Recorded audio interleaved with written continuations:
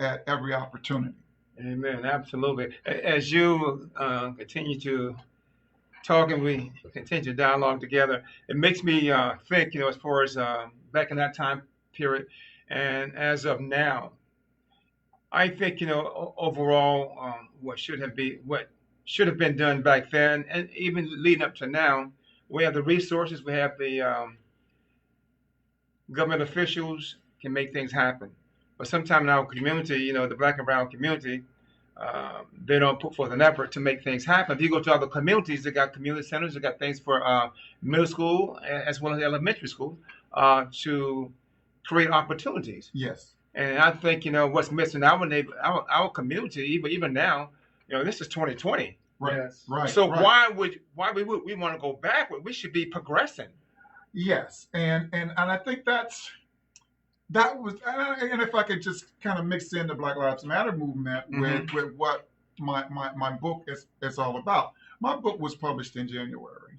Amen. Okay. Okay, yeah. Of this year, the George Floyd incident and the Black Lives Matters movement really kicked in high gear somewhere in maybe April, May, possibly the first part of June. Right. So you might say, well, wow, that's odd that in his book he had so many things that is in reference to why people worldwide were protesting the injustices of black and brown people today. Like I said earlier, with fair housing, there's one story in the book wherein Joseph is over at the white school, and Joseph's ticket to get out of his community was sports. He was a basketball player, and so he felt slighted because he was slated to be the next kind of big thing to come through the neighborhood high school, because he was like the only seventh grader on the eighth grade team, which kind of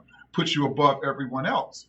And so now he had to go and compete with the white kids at the white school. So now there's some, it's sort of like that. Remember the Titans. Yes, the movie Remember the Titans. Now there's some competition there for positions and everything and all. And so they're on the team, or they're at one open gym, and they go to, and one of the guys, white guys who befriended him, said, can you go over to my mom's house with me? And Joseph's like, why? She says, I want to go see my mom. My mom and dad, they're divorced. And so that was one thing that Joseph didn't think about, that there was loss on the other side of the tracks. I like you say loss, yes. Right, because he saw them as having like everything that was good, everything that was decent, everything that was right. But now this kid is experiencing hurt and loss. There's a bullying incident. Another white kid that he kind of started to pal around with, some kid was bullying him. So and so I think as the book goes on, you start to see that, and it's like with people, if we were to dialogue, black, white, brown people, and you'll find out that we have so many more similarities than we have differences. Sure. But sometimes we don't engage into the conversation. So you get to see that through this 13-year-old kid and his friends, how this town was at odds with each other for years. There was a race riot. There's over-policing in this particular book, wherein one of Joseph's friends, the year before, was killed by a police officer at basically a riot wherein the white store manager was accused of slapping a black kid.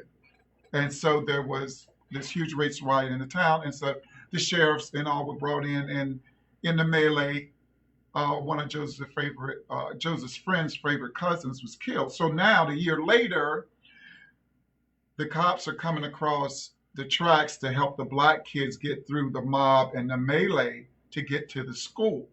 And so Joseph and his friend, it's like they paused. And this guy, the police officer, is trying to convince them that, we're here to help you with it. But the mistrust was already grown inside, because they were already being over-policed in the community, being called certain names and Hmm. boy and told to do this and so that same thing still happens today Right. in a lot of the communities. I mean, I know you have your book again. This is Brother Emery Cook here with this great book, Over the Tracks.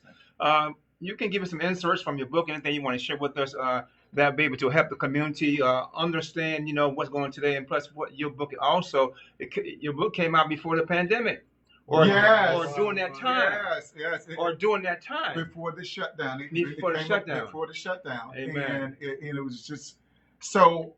I'd like to maybe give you the gist of the book as it moves into all of that I was just saying earlier. So here's part of the prologue. For decades, white supremacy, white privilege, civil rights marches, a race riot stormed through Reservoir City, a town by the sea already drenched in a history of racial strife. The railroad tracks served as the dividing line. The Easties were the haves. The Westies were the have-nots. By 1970, the national movement of civil rights had brought about a change that swept from coast to coast. And by the fall of that year, its results washed up on our shores. Integration of schools had finally come. What would be the results of this social experiment, conducted at a time when people of color in the Deep South were just beginning to openly express self-pride through customs in their culture? Would it heal the wounds of racial inequality left by a half century of Jim Crow laws, which resulted in low-income jobs, poverty, and poor housing? Or would the father's sins of those living on the east side continue to oppress those on the west? How much would be gained? How much would be lost? And whose culture would bend the most? Okay. So now, when I go through that, when we're talking about culture, everything about those kids who were the first were questioned, even to the point wherein you question yourself. Why do you wear your hair that way? You might have it in an afro, or you might wear it braided one day. What kind of shirt is that you have on? You might have on a dashiki that day, and so you have to explain, why do you say it that way? You should say it this way. So everything was stripped down. Again, it's in the South. Yeah.